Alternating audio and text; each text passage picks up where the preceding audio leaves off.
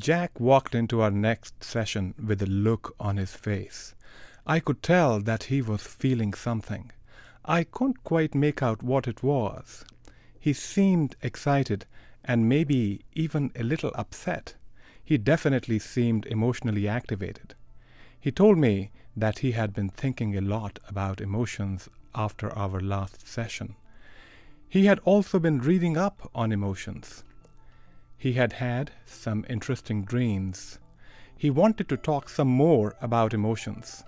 He had a number of questions, and he said he wanted to challenge me on some of the things I had told him. He told me he had an epiphany about happiness that he would like to share with me. I am Dr. Rajiv Parinja. Welcome back to Brain Politics.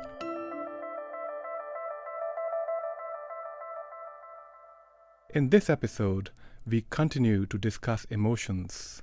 We will revisit and clarify some of the issues from our previous episode.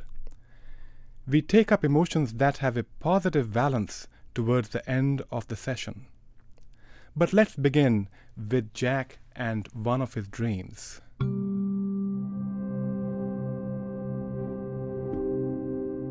In his dream, Jack is taking a walk in the woods and he encounters a monkey. He has seen this monkey before. He recalls that the monkey had been hungry. The monkey had seen a banana but had frozen when he had seen a second monkey.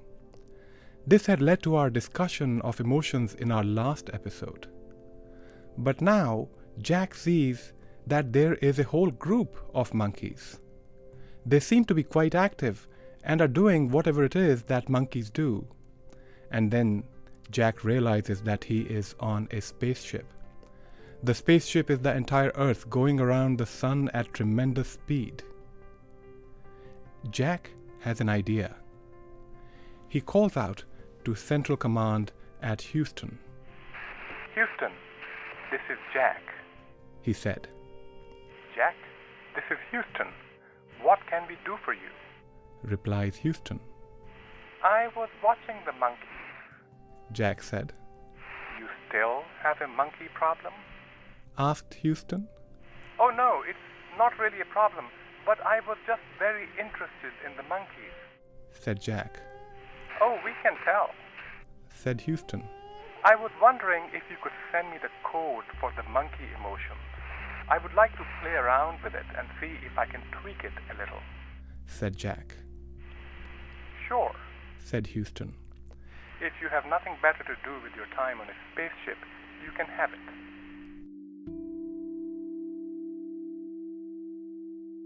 And then Jack told me what he did.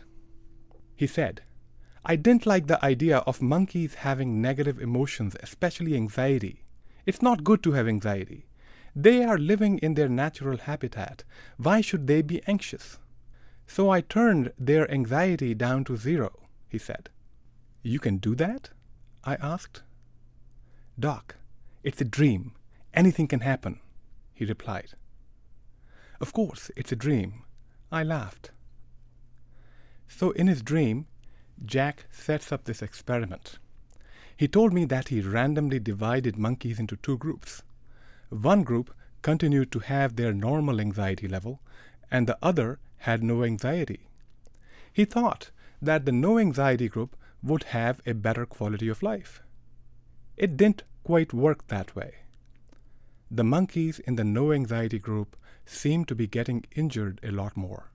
They were getting eaten by predators more. They were making longer jumps than they could safely do, and they were falling more. And Jack realized it was a bad idea to reduce their anxiety like that.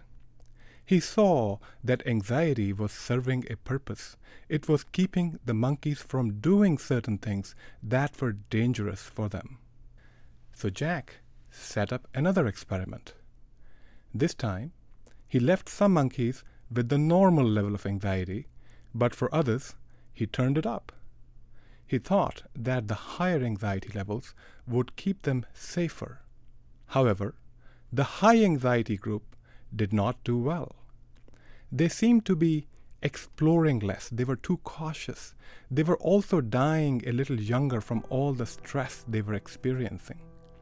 It occurred to Jack that the baseline anxiety for the monkey population was probably optimal. But he was not done experimenting.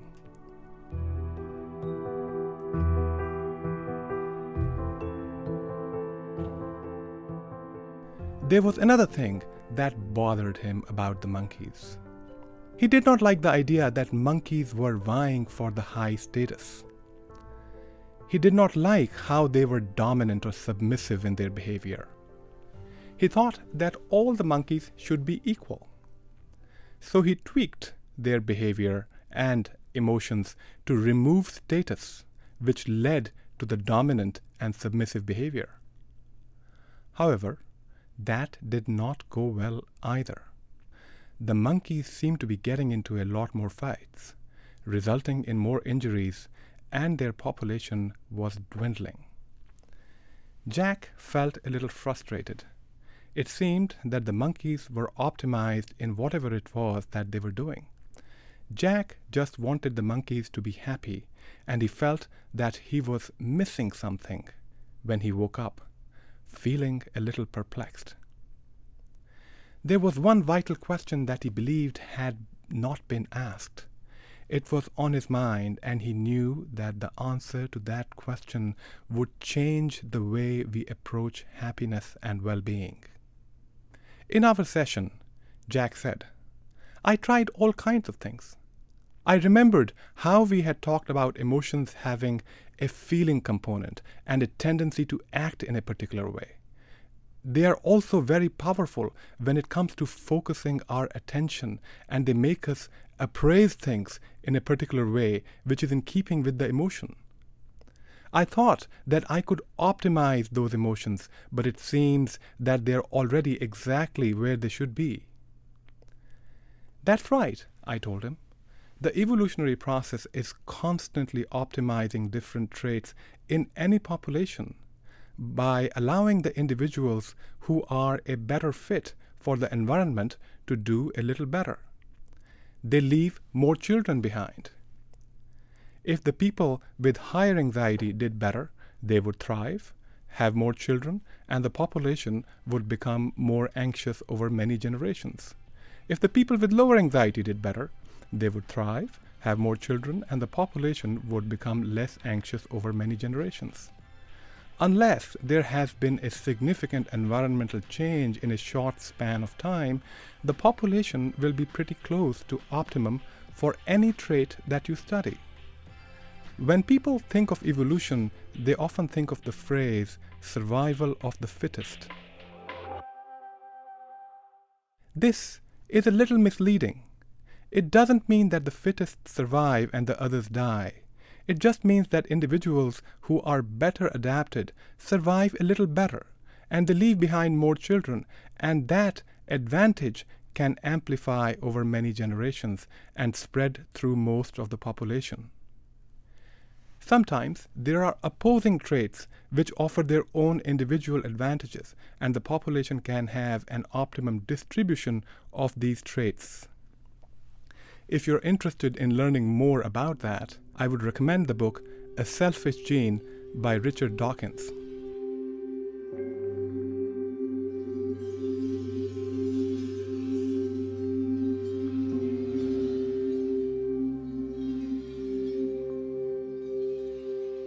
"But what about status?" Jack asked. "I don't like the idea of status. I don't like how everybody is trying to show off their status." "I don't like status too," I replied. "It annoys me when people are trying to say things to assert their status by describing their wealth, their position at work, or other things that make them wonderful. But that is the design. Status is nature's way of minimizing conflict. We automatically appraise the status of people around us. We tend not to go into conflict with people of a higher status than us. We also don't tolerate a challenge from people of a lower status than us. Your status is your pre-test probability of winning in a conflict. If you ever had a lawsuit, a good lawyer will tell you your chances of winning or losing a case and advise you not to go into litigation where you are very likely to lose. Nature does something like that too. We are able to assess status very quickly and intuitively. We remember it and we avoid challenging people of a higher status. A rise in status is rewarding. We like it and we want it. We find it pleasurable. A fall in status is unpleasant and can provoke anxiety, anger, and even depression. Jack said, "So I understand that a monkey population living in a jungle in a stable environment probably has optimal levels of emotional response. But humans are so different. I have a lot of anxiety. I know some people who seem to not have any. Some people I know are just running angry all the time. What is it that makes some people have so much more negative emotions compared to others?" When you talk about emotions as a kind of lens through which we view the world, I can see that emotions affect how we appraise things, how we feel, how we remember things, and how we think about the future.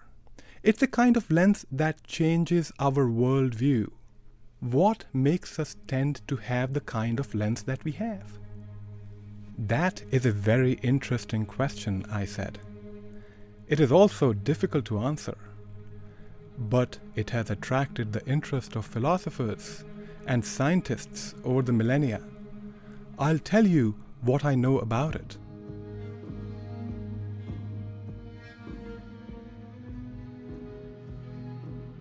You may have heard about nature and nurture. Nature is the kind of genes that you have, which are inherited, and nurture is the kind of environment in which you are living and in which you were raised. These two determine the kind of mental and physical health you are going to have. Now, this model is right, but it doesn't quite capture the complexity of what goes into making us who we are. I will start with some very new research because it is intriguing and demonstrates how we are still finding new things. This research is still controversial and I don't think it is considered settled science. Some years ago, researchers published a study in the journal Nature in which they showed that if daddy mice were made to be fearful of the smell of cherry, their children were prone to be fearful of the smell of cherry but not to other smells, even when the children had never actually interacted or met the daddy mice. Something was happening in the way that genes were switched on and off in the sperm that were forming at the time that the daddy mice were experiencing that fear.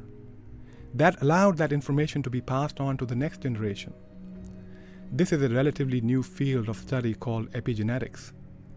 It is not just the genes that we inherit, but the way they are switched on or off that also contributes to the kind of traits we will have. This has not yet been shown in humans in the same way, but I suspect that as we continue the research, we will see the role of epigenetics in shaping the kind of brain that we end up having. The second stage is after conception. If the mother experiences severe stress during pregnancy, this can affect the brain and possibly make the people more prone to mental health problems. The third stage is immediately after birth. Our brains start responding to the kind of upbringing we have. Early childhood is a crucial time for brain development. It is hard to imagine that the first few months and years of a child's life are that important, but studies show that they are. When parents are consistent and reliable in responding to their children emotionally as well as meeting their physical needs, the children form a kind of attachment called secure attachment. This can be really helpful in making us better adjusted young people and adults.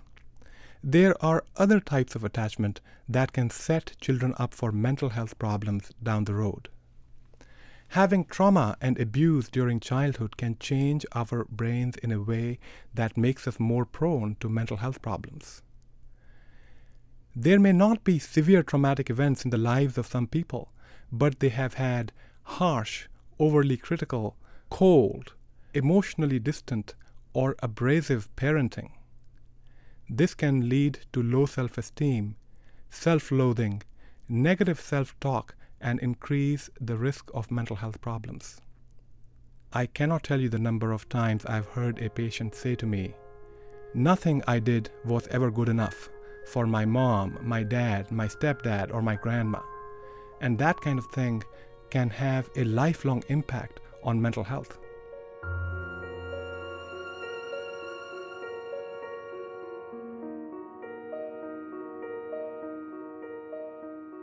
School bullying can have a similar effect.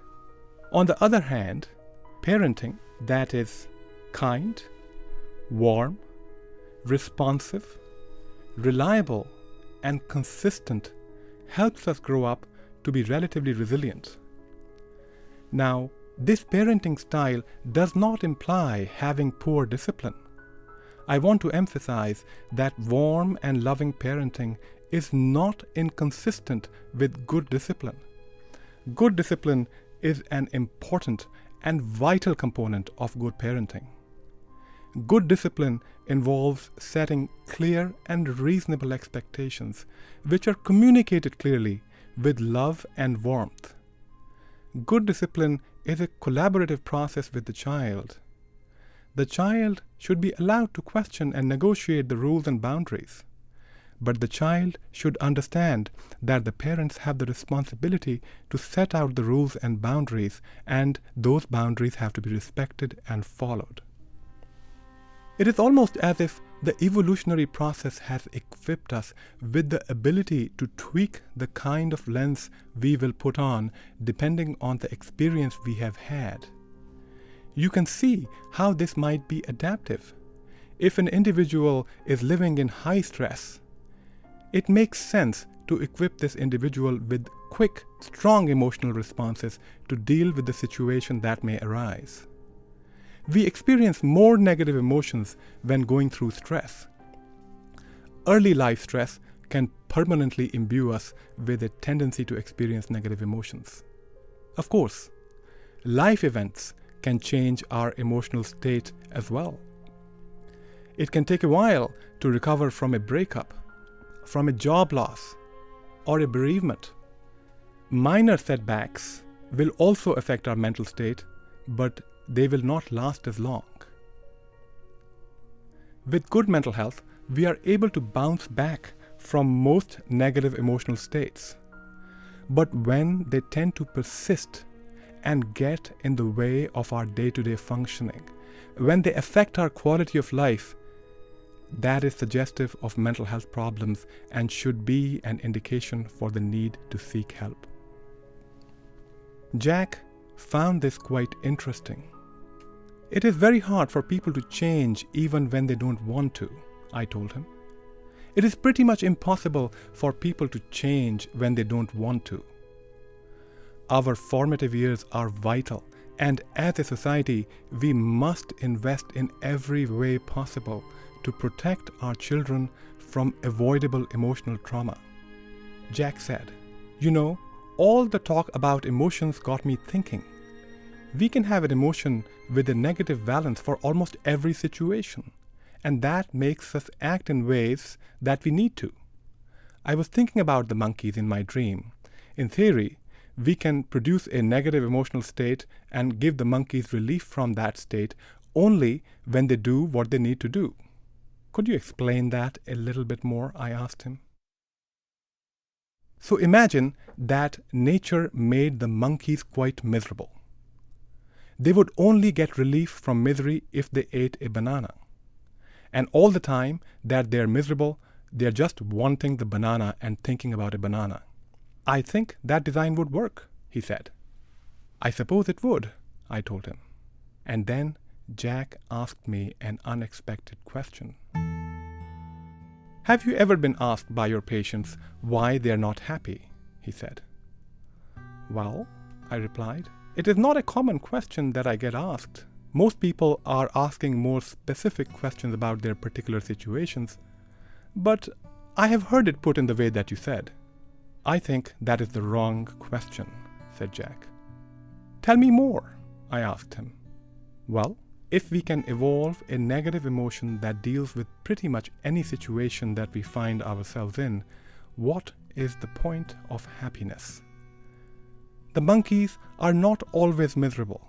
Humans are not always miserable. Nature could have made us that way, but it didn't. That is brilliant, I told him. If we can understand how and why happiness evolved as an emotion, we would have a much better understanding of happiness, he said. I told him about a researcher called Barbara Fredrickson, who is now a professor of psychology at the University of North Carolina. She asked and answered this question. She calls it the broaden and build theory. Positive emotions such as happiness can change our narrow focus that may come from a negative emotion to a more broader focus that allows us to look at things which may not be immediate and pressing issues. It allows us to build skills and relationships. This building of skills and social connections allows us to prepare for a future where we might encounter unknown situations. Happiness is a word in English and is not a scientific concept with a single definition. It can mean different things to different people. You could say you are happy when you're having a good meal, when you have a child, or when you have a team that you support that wins the World Series. The feeling is positive in all the cases, but it may not exactly be the same. Some experts differentiate happiness and excitement. But just for the sake of discussion, if we accept the narrow definition of happiness, where happiness is when you're feeling the need and the urge to build more connections and have a broad focus, we can get some ideas about where happiness lies.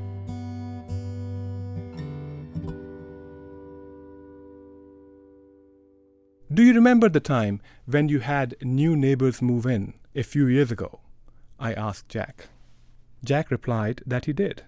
One day, when Jack came home, he was feeling stressed and upset about things at work.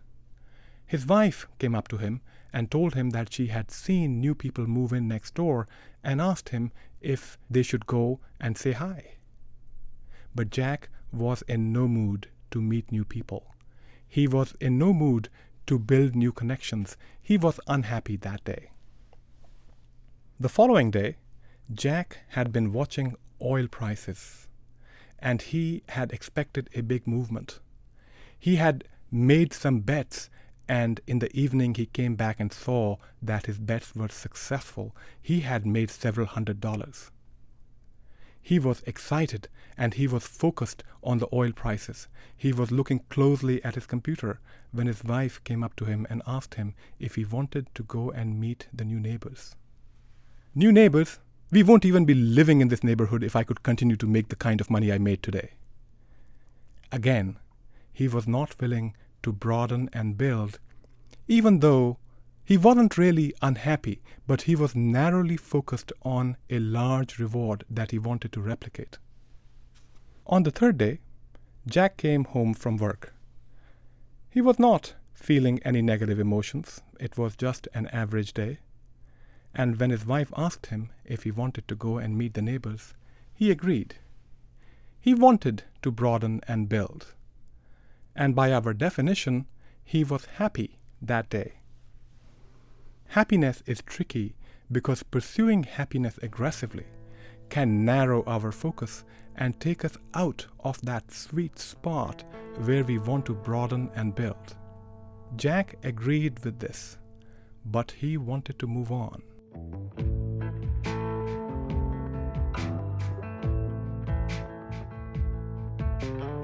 There are a number of things I want to clarify from our last session, he said. You had told me that you cannot really prevent an emotion from arising. I disagree with that, he said. He told me that when his daughter was about 2 years old, she used to watch a television program about animals. One day, the program was about snakes. She was scared seeing the moving snakes on the screen. She looked away and held on to him. He had reassured her and turned the television off. As far as he knew, she had never encountered a snake in her real life until that point. She had never even seen a video of snakes before. He felt that this was an instinctive automatic response. Some years later, he had taken her to the zoo. He was worried about her being scared of snakes, but he had explained to her that all the creatures were in safe enclosures and were not going to harm her. She had understood this and was quite excited. She had seen all kinds of animals, including snakes, without being scared. He didn't think that the emotion of fear had arisen in her after seeing the snakes and that she had somehow managed it. She just hadn't felt scared to begin with. The emotion of fear had not arisen. I agreed with him. When we anticipate a particular event, we can attenuate or even remove the negative emotional response associated with it. Going to a zoo is a very peculiar example of this. I can admire large predators without feeling any fear and get pretty close to them. The same predators would be incredibly scary in their natural environment. If you think about things like public speaking, it can be incredibly scary in the beginning, but with a bit of practice, it can become enjoyable and much less scary. Preparation and practice can indeed change how we respond emotionally to things. His next question was about validating emotions. Jack said, "You know, when you told me that we should validate emotions, I had just agreed with you without really understanding what you mean. When I think about validating, I think about tickets that you have to put in a machine to validate them. I once went to Italy where every train ticket had to be validated before you get on the train. What does it really mean to validate an emotion?" That is another great question, I told him. To validate an emotion is to recognize it, acknowledge it appropriately, and not dismiss it, or blame the person for having the emotion. It also means managing your own emotional response to it, which may make you want to attack the person who is having the negative emotion. It can mean exploring the cause of the emotion gently and positively. You want to avoid implying that there is something wrong with the person for feeling what they are feeling. We have discussed how this is illogical in the last session. And then Jack asked me, "Have you heard of Lisa Feldman Barrett?" "I certainly have," I replied. "She's probably the most influential researcher in emotions for the last several years." "I think some of her research may contradict many things that you're saying," said Jack. "I think you may be right about that." "Could you summarize her research findings for me?" Jack asked me. "I could not," I told him. "She is a prolific researcher who has spent her entire career on emotions research. Perhaps we can ask her to come on the show if we become big enough. I can tell you some of the points she makes. She says that emotions are difficult to categorize in the way that we have done. There isn't really an inner part of the brain that makes us angry, sad, or anxious. Emotional expressions and the words we use for them have a cultural component and may not transfer across to other cultures. She also says that emotions are not found in any specific part of the brain. The brain produces emotions to predict the situations that we may find ourselves in based on our previous experience, and it prepares us to respond to them." "What is your opinion of her research?" he asked me. "That is a tricky question to answer," I told him, "but I want to make 2 points. It is very easy to form an opinion. In fact, I believe this may be the brain's default option. It is difficult to form a well-informed opinion. I do not believe I am qualified to have a well-informed opinion on her research because I am not her peer. I find her work very interesting, and I believe it moves us further in our understanding of emotions. Jack paused. He seemed to think for a moment. It's unlike you to pass up an opportunity to give an opinion. You made 4 points just about me wanting to eat ice cream every day, he said. I laughed. It is tempting and fun to give opinions.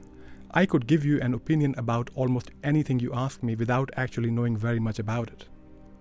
Ask me about a conflict or a war somewhere in the world and what I think about it, and I will say something. In most cases, I know so little that I could double my knowledge about the issue by reading for 5 minutes on Wikipedia. Jack agreed with that. People form opinions without knowing much about issues. He recalled a discussion that he had with his daughter Becky when she was in 7th grade. She had been learning about the solar system. There were a number of facts that she had learned about which she found a little hard to believe. Her teacher had given an estimate of the temperature on the surface of the sun and the core of the sun. They had said that Venus has an atmosphere which is acidic. They had said that Jupiter was a gas planet. How can they know all these things, she had asked. Did they put a thermometer inside the sun? She wondered if people were just making stuff up. Jack did not want to discourage her from asking questions. He strongly believed that being able to ask questions was the basis of a well-functioning, open, democratic society. But he also felt that the scientists would not have made all this stuff up. I agreed with him. I have no special knowledge of astrophysics. I probably last learned about it in high school. But people spend years studying these subjects and publish in journals which are reviewed by their peers. If something makes it into a high school science course, that is usually a well-established fact. Scientists can't just make stuff up and have it stick like that. But the process of science is not a democratic one. It doesn't matter how many people believed for centuries that the sun revolves around the earth. It was still the earth revolving around the sun. I think it is right that the people who publish these findings have it reviewed by people with expertise in that area.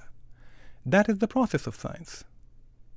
Jack had discouraged his daughter from dismissing the facts that she was being taught at school simply because she could not imagine how they were discovered without direct observation. I think that is the right approach, I told him. It is hard for a 7th grader to understand how somebody with many years of training may have come to establish a fact like Jupiter is a planet made of gas. She should be welcome to look into it and find the process that led to that conclusion. She should have the opportunity to become a researcher and publish her findings in a peer-reviewed journal if she should so desire. But none of us live long enough to be experts in more than 2 or 3 areas. Such is the breadth of human knowledge in today's day and age. As scientists push the frontiers of our knowledge, it becomes more and more complex, and it is hard for people not trained in that particular area of science to understand what's going on. I learned biochemistry in medical school at a basic level, but when I read a paper that was recently published by one of my friends, I could barely make sense of it. I am not really qualified to understand its relevance, its reliability, or to comment on it. In the same way, I'm a psychiatrist, but I may not be qualified to appraise the work of somebody who is a full-time researcher on emotions. Jack thought this was an interesting discussion. We have been all over the place today, he said. We have, I agreed.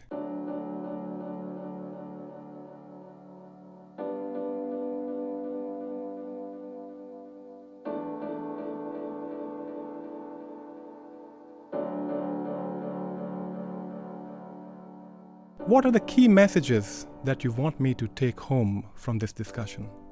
Well, let me see if I can keep it within 3 messages.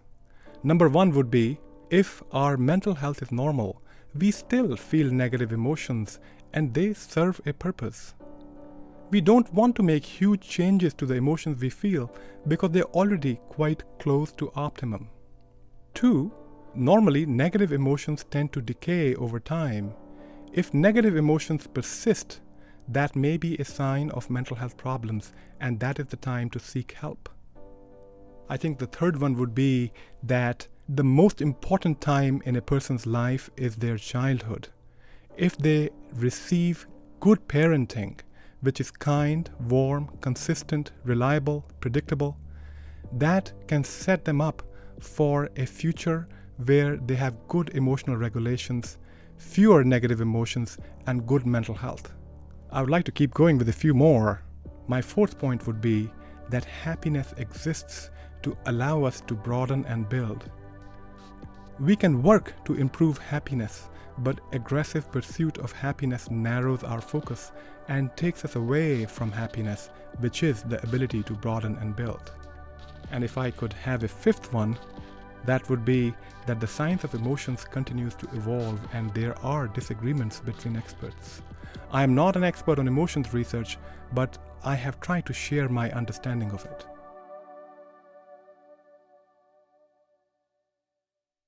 We are not fully done with emotions yet.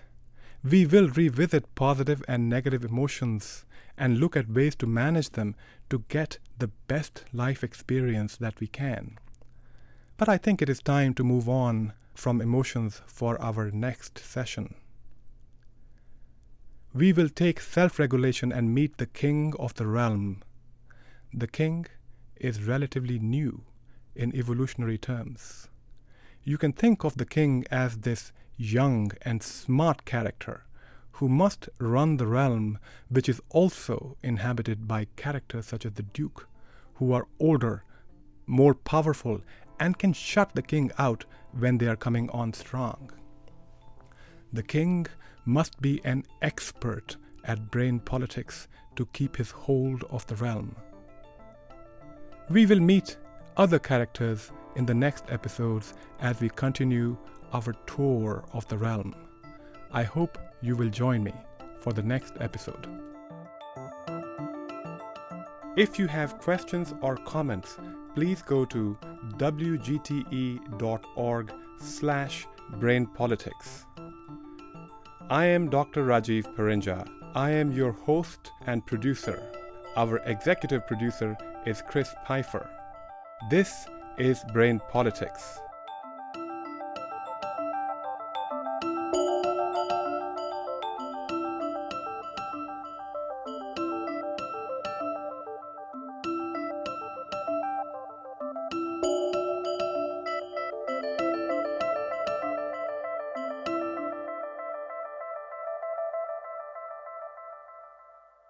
WGTE. Voices around us. WGTE is supported in part by American Rescue Plan Act funds allocated by the City of Toledo and the Lucas County Commissioners and administered by the Arts Commission.